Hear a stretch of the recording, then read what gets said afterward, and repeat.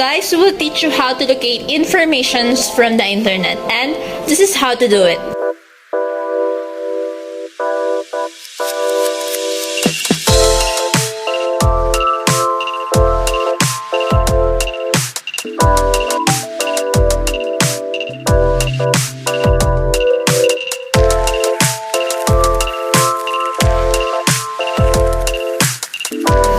In URL box, type the search engine that you want to use.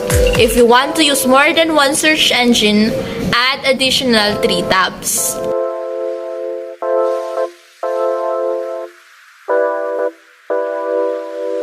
First tab, type www.google.com.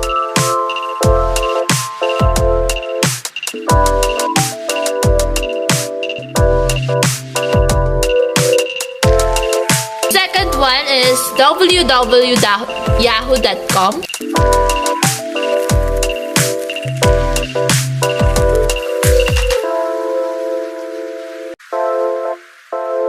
You may now type the keyword of the information you are looking for. For example, you want to search the different computer parts.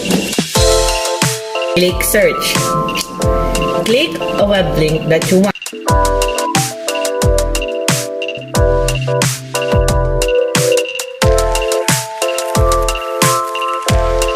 Now, let's copy these informations.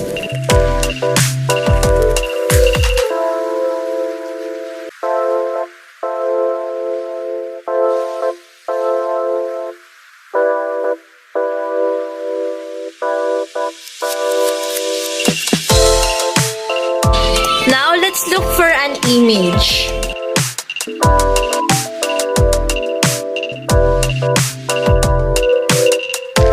Save an image in picture folder.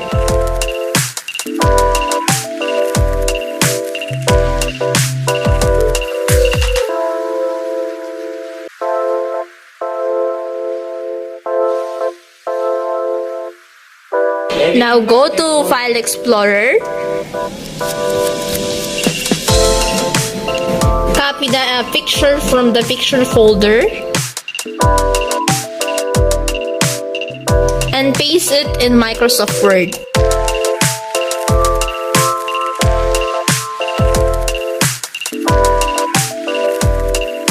If you're done, save the Microsoft Word in your flash drive.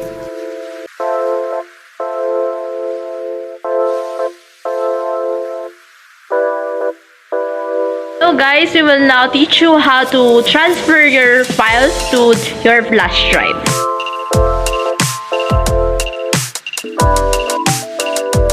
As you can see, from the file you saved earlier, copy it.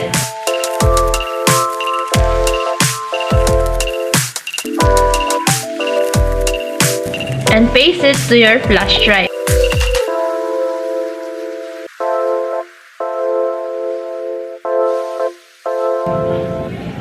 How to paste it to your flash drive? Just right click in your mouse and click paste.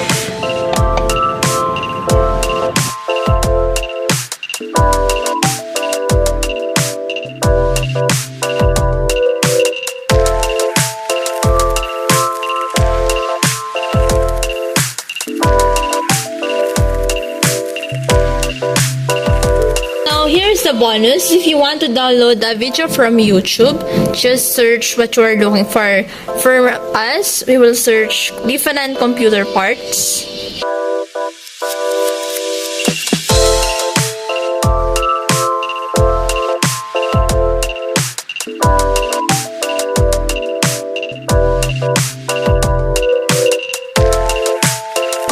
And after you're done, just click a video that you want to download.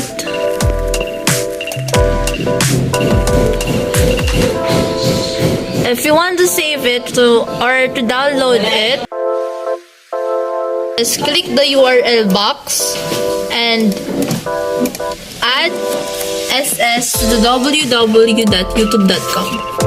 Then enter.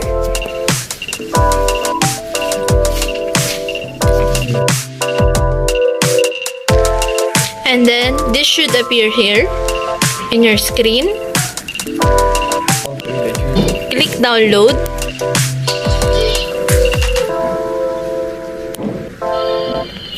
Then after this appears in your screen, it will take time to download. And you can find it in your folder. And that would be all. Thank you so much.